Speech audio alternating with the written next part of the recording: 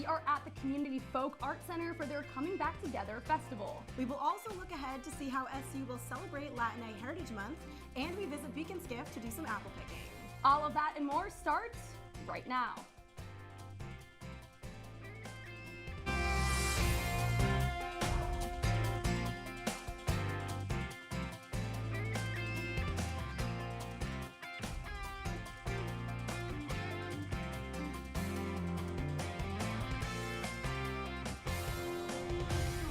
Good morning, I'm Ilana Epstein. And I'm Marie Achkar. Thank you for starting your morning with us. Coming Back Together has officially begun, welcoming Black and Latino alumni back to campus to share their stories and reconnect with other alumni and current students. Joining us live from the Community Folk Art Center in downtown Syracuse is reporter Isabella Galan. Isabella, what's happening down at the Community Folk Art Center today? Good morning, Ilana and Marie. Yes, this weekend, Syracuse University is hosting Coming Back Together, which happens every 3 years, where Black and Latino alumni come back to campus to reconnect with each other, to go to different events, and also to connect and network with current SU students.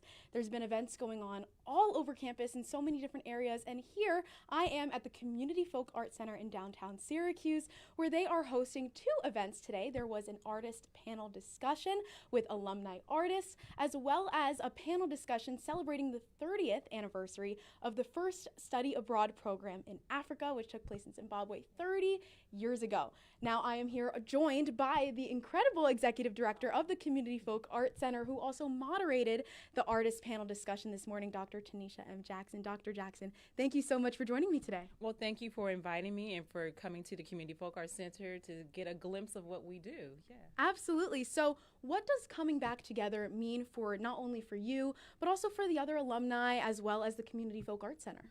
So we have a theme of community and connection, which is what our current alumni exhibition is really on display, and the theme that the artists called or answered the call to. And so it really does mean building community, really connecting, I would say intergenerationally, also supporting our current SU students, which is very important.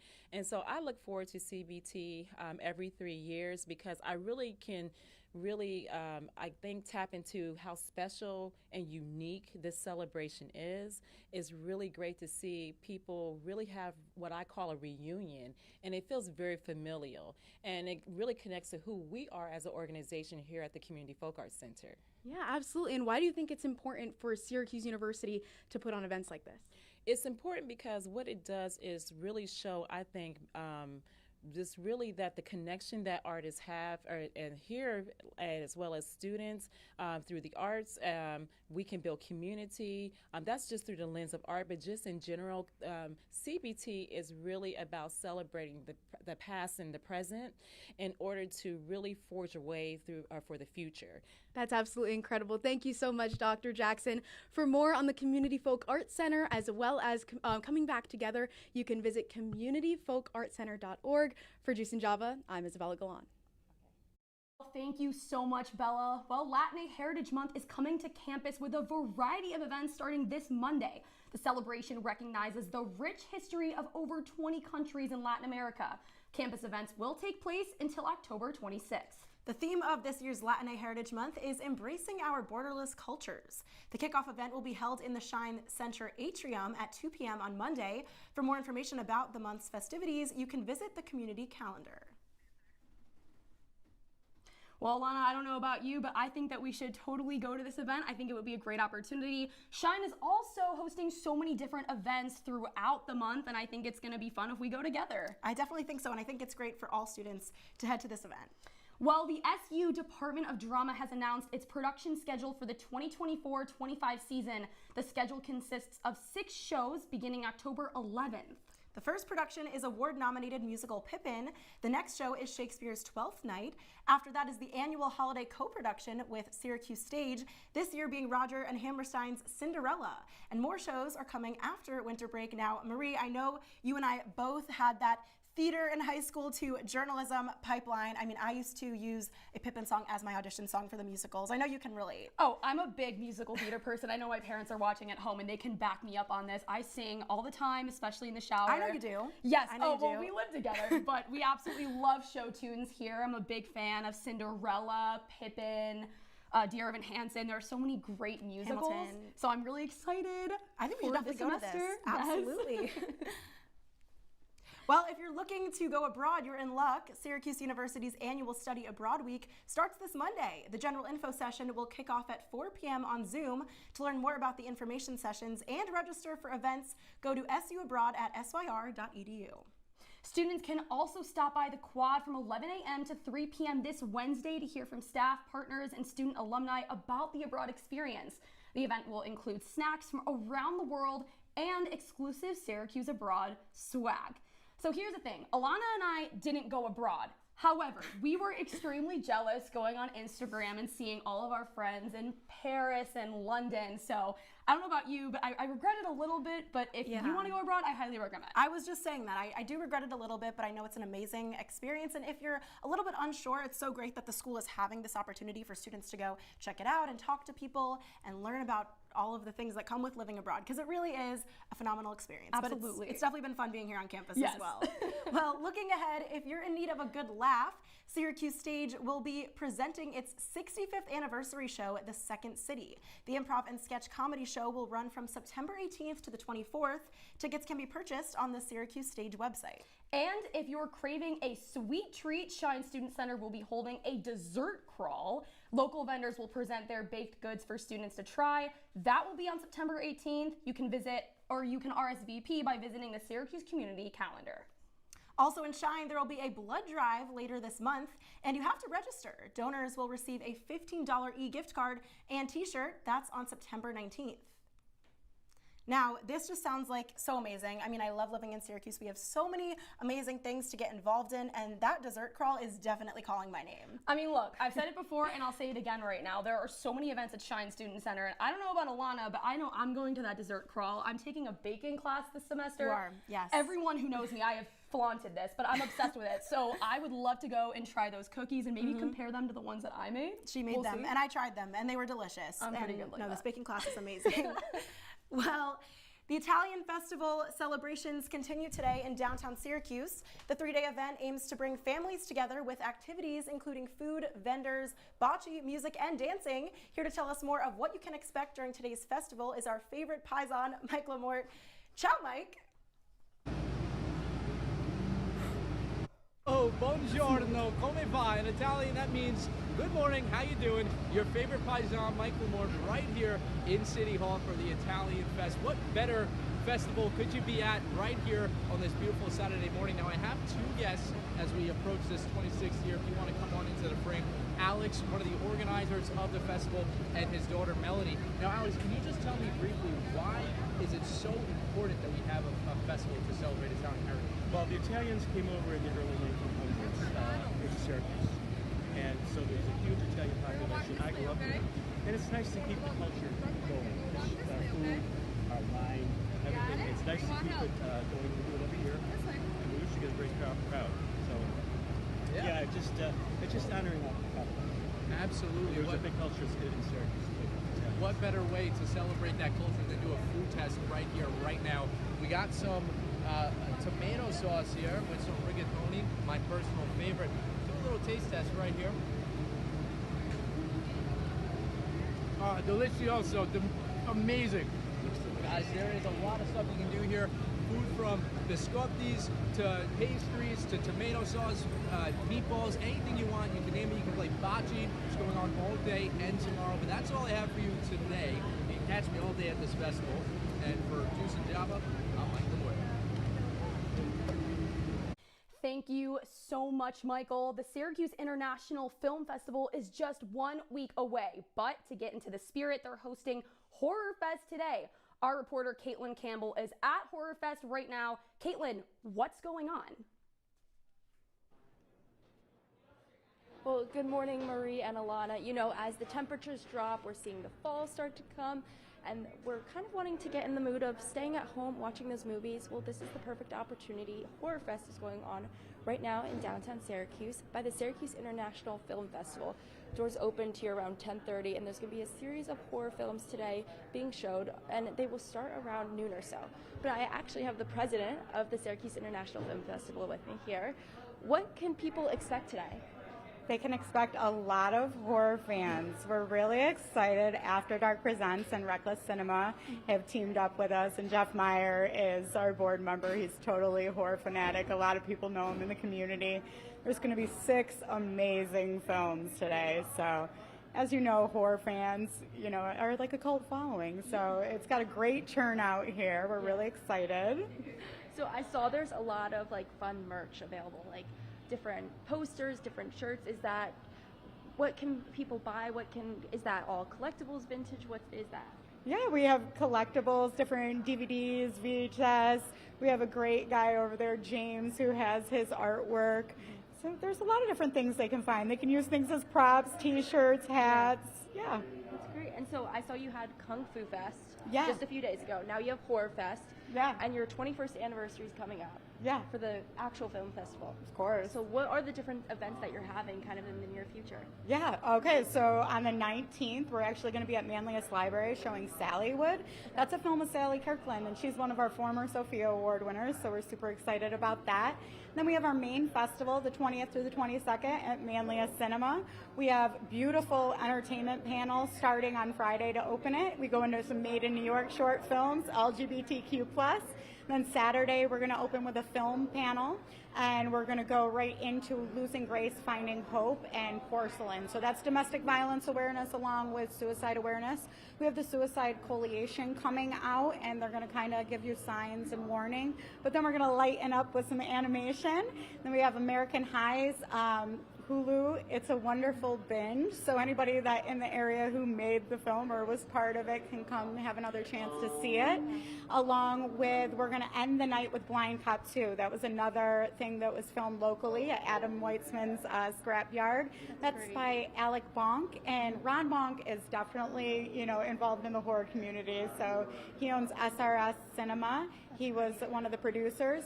Sunday, we're going to open up with Sallywood again, and then we're going to go into some environmental films. Right. Then we're going to show The 4 Points with Dorian Wilson, Dorian Wilson is our Sophia Award winner this year. He's flying out from LA. Well, perfect. Yeah. It sounds like a great series of events, and you can check them all out on the website, correct? Yeah, syrfilm.com. You can find us on our social media. So we're on Facebook, more predominantly Syracuse International Film Festival.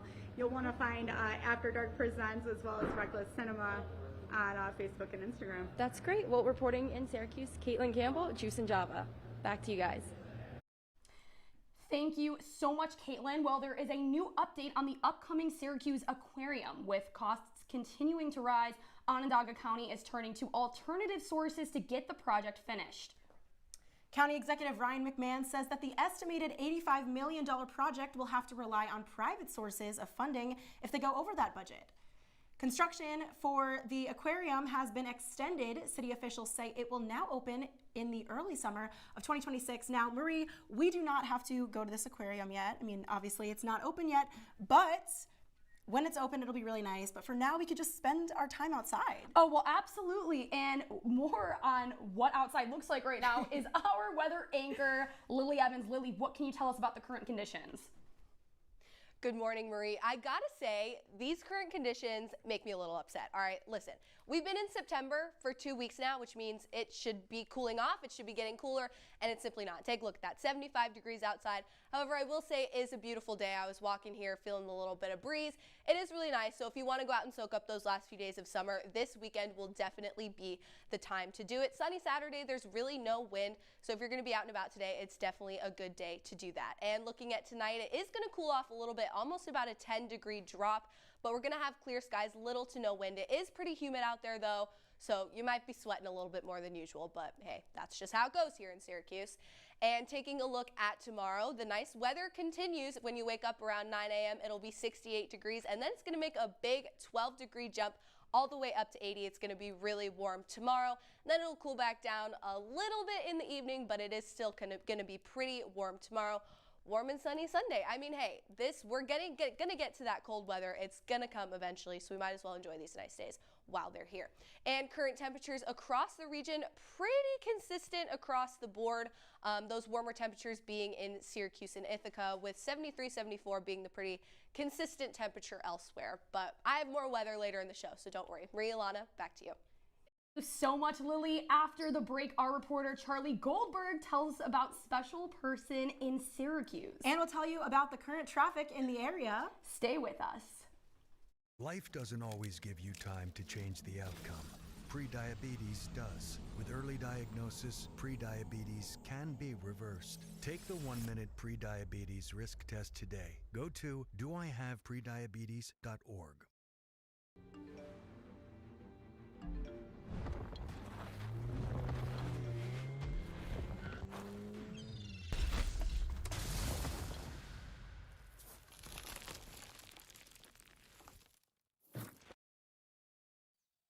Jason, let's go see your room.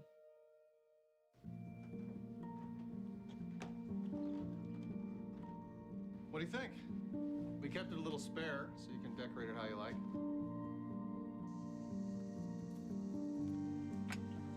Dinner. Go. Excellent. Soccer is fun. Yeah, I saw you guys out there. We're the family. Yeah. Oh, I thought you were on my team.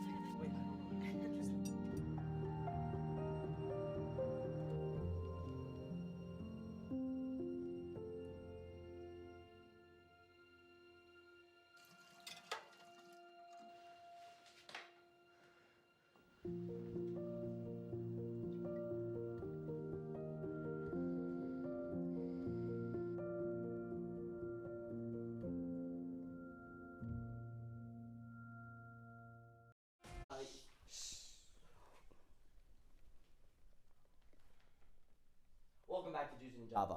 I'm really excited to present a new segment here on the show called Your Stories. You'll be meeting some of the unsung heroes of the Syracuse area, finding out what truly makes them special, not only in New York, but in the world as a whole. It all starts right now with a man who spreads joy every day, one smile at a time. Yeah! Every day, outside of the same Sunoco gas station in Syracuse, you'll find Matthew Francis, hard at work. Yeah! His salary, smiles. That's the message. Greet a neighbor with a smile and wish them a nice day. It's not hard to do. You might find you enjoy it. In the spring, summer, and fall, Matthew talks to and cheers on all those who drive by. At 2 years old, Matthew was diagnosed with polio. He didn't learn to walk until he was 4. And after a grueling career as a laborer, Matthew's legs gave out. But that's life. You gotta take the bitter with the sweet. It's how you take the bitter. You can always put sweet on bitter. And that's why he does this. You see a couple smiles, and it's like, geez, where did my pain go? I'm having a good time out here. Today, the internet is really dividing everybody, not making people aware of others' feelings, what they're going through. Matthew's special because he brings everybody together, one smile at a time. You got a beautiful smile there, kid. Share it with a neighbor and wish them a nice day, right?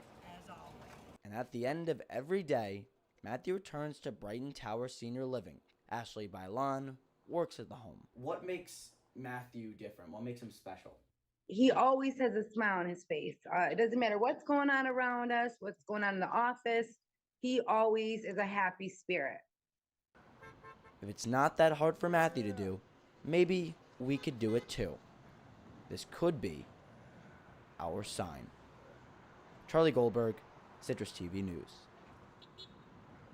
Thank you so much, Charlie, for that very heartwarming story. We actually went together and met Matthew, and he, as you can see, is a wonderful guy.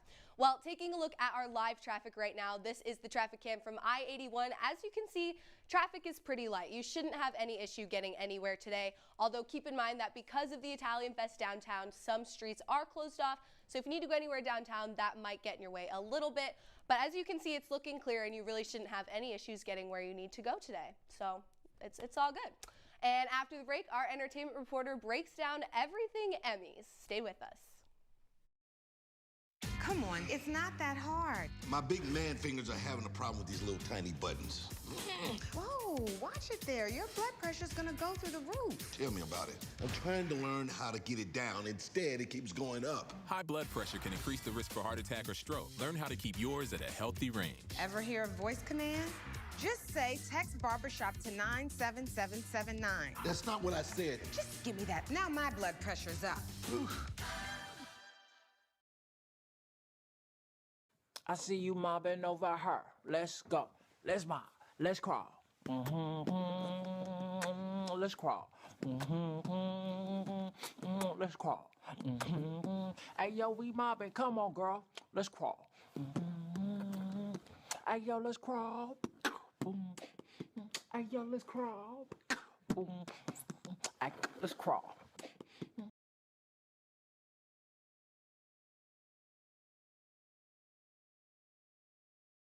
He finally found the courage to ask her out. No answer. He started to panic. Was he being too pushy? Maybe it was too Hey, sorry I didn't respond. I was driving. I would love to go on a date. How does tonight sound? Brandon tried to play it cool, but inside he knew.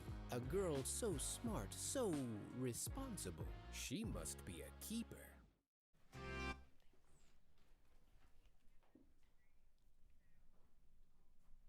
Welcome back to Juice and Java. Tomorrow night is the 76th Annual Emmy Awards. The three-hour event awards achievement in television.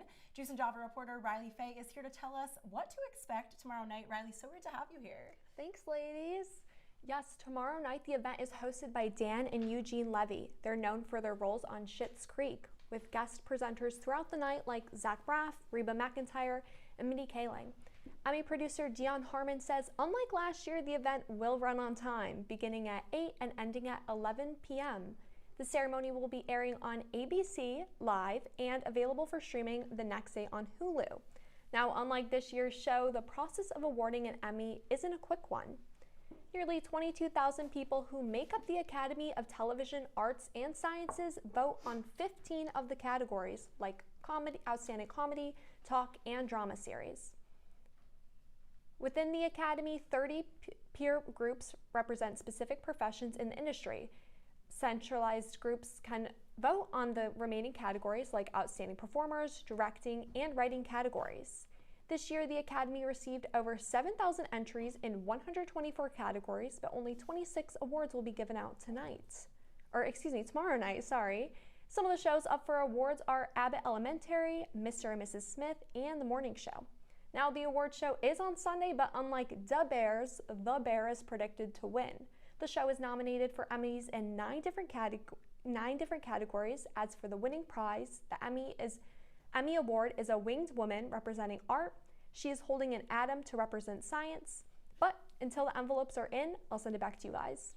Well, Riley, thank you so much. Now, I'm really excited to watch these. I'm a big avid Bear watcher. I'm not sure about you, but my prediction is that I think Bear is going to win, but what do you think, Riley? I definitely think they're going to win because 2 of their directors were nominated, 2 of their writers were nominated, and some of their guest actors were even nominated. So I think at least somebody will take something home for that show. I'm so excited. I mean, award show season is definitely my favorite time of the year. I don't know about you guys. I know. But thank you so much, Riley. Yesterday, we headed to Beacon Skiff for their first weekend of the fall season. More on that after the break. Maybe he's really focused. Maybe he likes spinning the wheels. Maybe he just loves trucks. Preoccupation with objects is one early sign of autism. Learn the others today. Welcome to my house. Everybody's pretty tired of each other. The walls were closing in. If this sounds like your house, try going someplace new. YourLifeYourVoice.org. It could help you find a little more breathing room.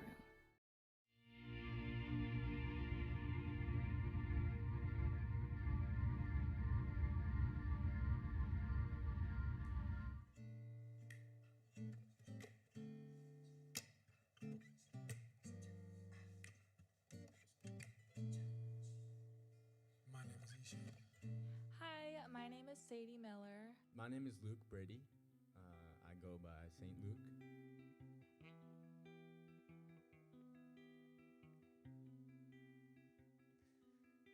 So this one I started with this guitar lick.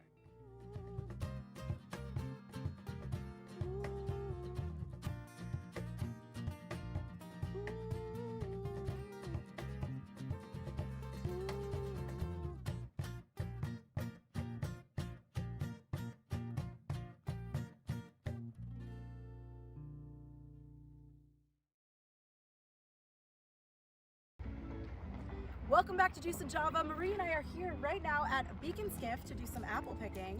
And this is the first weekend that Beacon Skiff is open, so let's go dive in.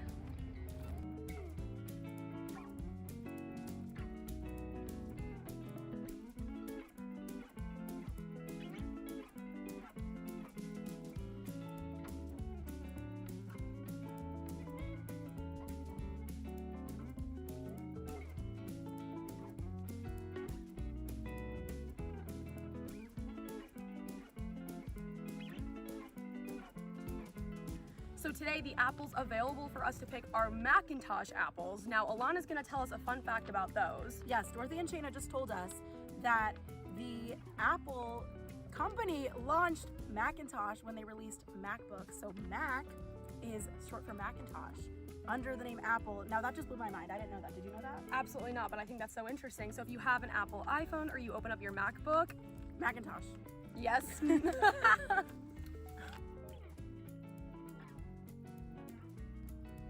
Okay, I'm actually so excited to have apples home in our fridge. Marie and I live together. I literally eat apples every day because an apple a day keeps the doctor away. So one thing that I'm really excited to do is learn how to bake pie. I'm currently taking a baking class at Syracuse right now, which I highly recommend. It's a lot of fun. We're soon gonna learn how to do pie and pie crusts. So maybe I can make some with these apples that I got today.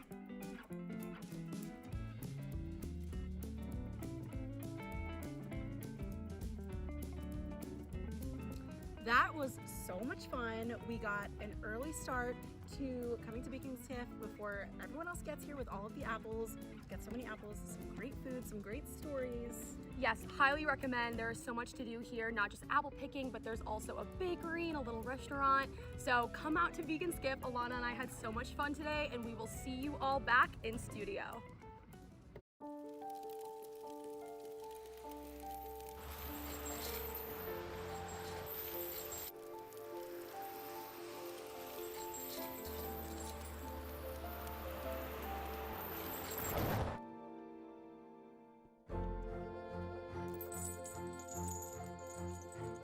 Did you know dragging chains can spark a wildfire? Only you can prevent wildfires.